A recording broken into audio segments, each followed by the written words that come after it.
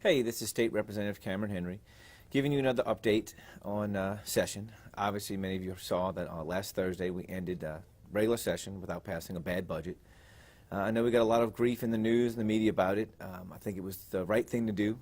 Passing a bad budget would hurt us both in the short term and definitely in the long term, dealing with our fiscal cliff.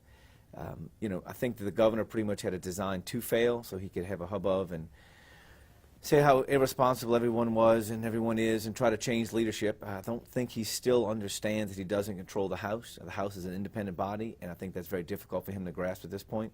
But slowly, hopefully, by the time his last term in office, he'll be able to figure that out. As it relates to the special session, we started that today.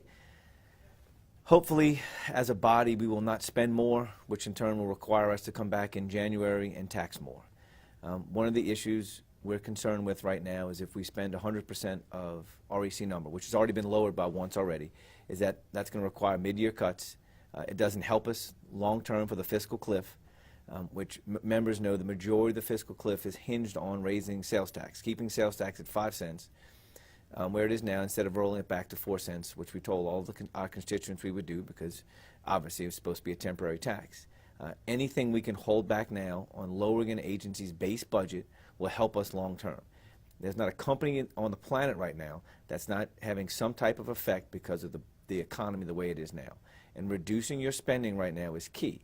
I understand there's some services that need to be addressed, and we're working through all that through another round of public testimony, which will happen tomorrow. But the main thing we can't do is spend more to in turn come back in another special session and tax more. That's not what I know that's not what my constituents want. That's not what the voters across the state want.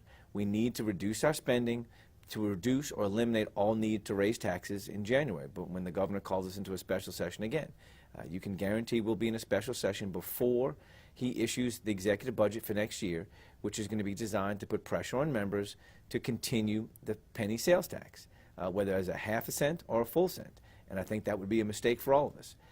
So hopefully we'll catch up on Wednesday or Thursday, and I'll give you another update. Thanks again. Bye-bye.